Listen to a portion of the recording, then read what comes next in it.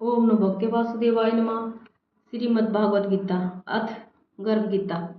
श्री कृष्ण भगवान जी का वचन है कि जो प्राणी इस गर्भ गीता का सद्भावना से विचार मनन करता है सो वह पुरुष फिर गर्भवास में नहीं आता है। अर्जुन वाच, हे कृष्ण भगवान, यह प्राणी जो गर्भ विषय आता है सो किस दोष को करके आता है? हे प्रभु जी, जब यह जन्मता है तब इसको जरा आदि रोग लगते हैं, फिर मृत्यु होती है। हे स्वामी, वह कौन सा कर्म है जिसके करने से प्राणी जन्म मरण से रहित होवे? श्री भगवान वाच, हे अर्जुन, यह मनुष्य जो है सो अंधा व मूर्ख है, जो संसार के साथ प्रीति करता है। यह पदार्थ मैंने पाया और वह मैं पाऊंगा, ऐसी चिंता इस प्राणी के मन से उतरती नहीं। 8 पहर माया को ही मांगता है, इन बातों को करके बार बार जन्मता और मरता है। वह गर्भ विषय दुख पाता रहता है। अर्जुन वाच, हे श्री कृष्ण भगवान, यह मन मस्त हाथी की नाई है, तृष्णा इसकी शक्ति है। यह मन तो 5 के वश में है, काम, क्रोध, लोभ, मोह और अहंकार। इन 5 में अहंकार बहुत बली है, सो कौन यतन है जिससे मन वश में होए? श्री भगवान वाचे, हे अर्जुन, यह मन निश्चय ही नाई हाथी की नाई है, तृष्णा इसकी शक्ति है। मन 5 के वश में है, अहंकार इनमें श्रेष्ठ है। हे अर्जुन, हाथी जैसे अंकुश के वश में होता है, वैसे ही मन रूपी हाथी को वश में करने के लिए ज्ञान रूपी अंकुश है। अहंकार करने से जीव नरक में पड़ता है। अर्जुन वाचे, हे भगवान, जो एक तुम्हारे नाम के लिए वन में खंडों में फिरते हैं, एक वैरागी हुए हैं, एक धर्म करते हैं, इनको कैसे जाने?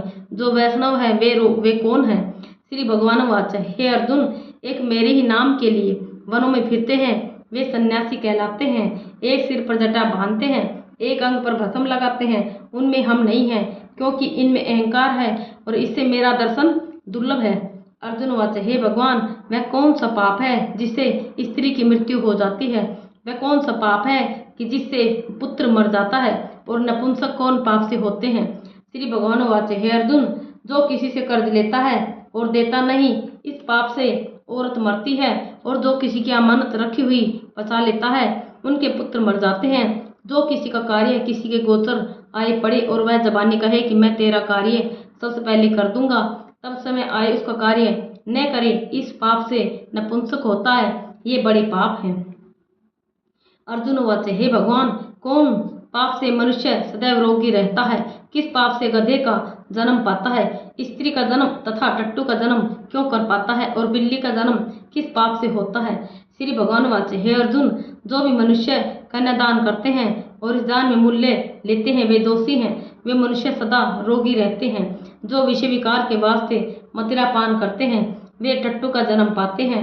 और जो झूठी गवाही भरते हैं, वे औरत का जन्म पाते हैं। जो रसोई बना के पहले आप भोजन कर लेती हैं और पीछे परमेश्वर को अतिरिक्त दान करती हैं, तो वे बिल्ली का जन्म पाती हैं। और जो मनुष्य अपनी झूठी वस्तु दान करते हैं, औरत का जन्म पाते हैं, वह गुलाम औरतें होती हैं। अर्जुन वाचे, हे भगवान, कई मनुष्यों को तुमने स्वर्ण दिया है, सो उन्होंने कौन सा पुण्य किया है? और कई मनुष्यों को अपने हाथी घोड़ा रथ दिए हैं, उन्होंने कौन सा पुण्य किया है?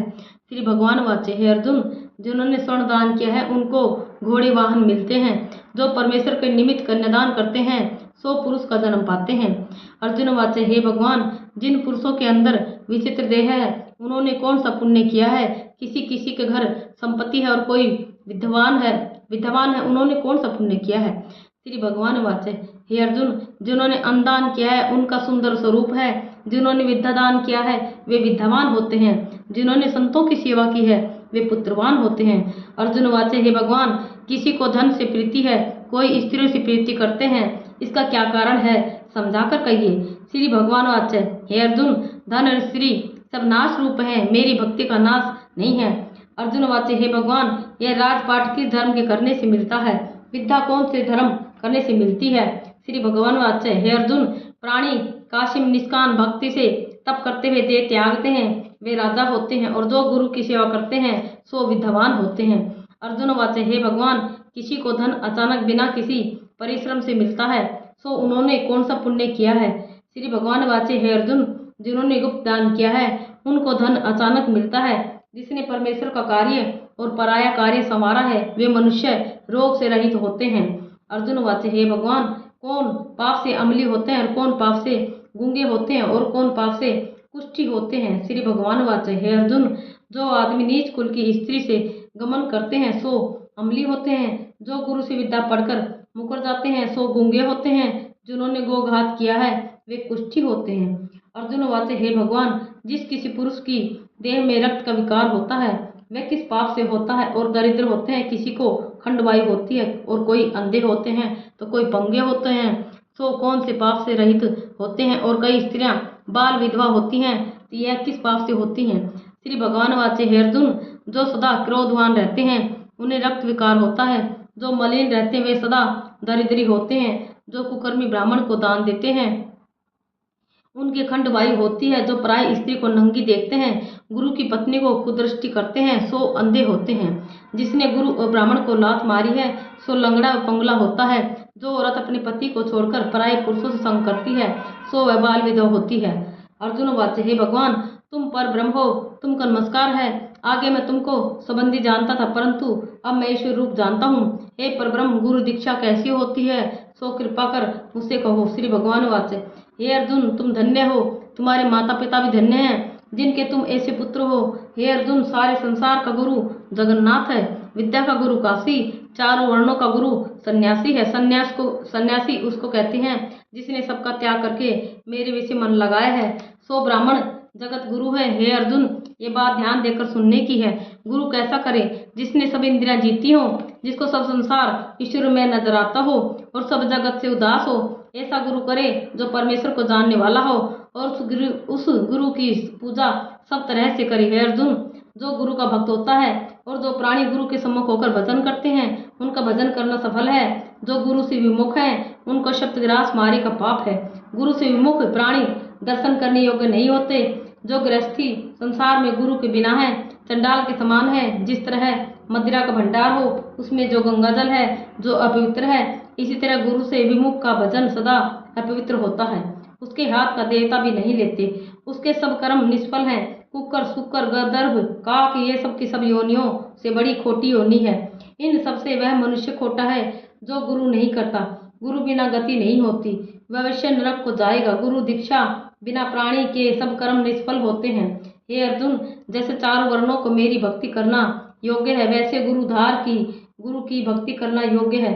जैसे गंगा नदियों में उत्तम है, सब व्रतों में एकादशी का व्रत श्रेष्ठ है, वैसे ही हे अर्जुन, शुभ कर्मों में गुरु सेवा उत्तम है।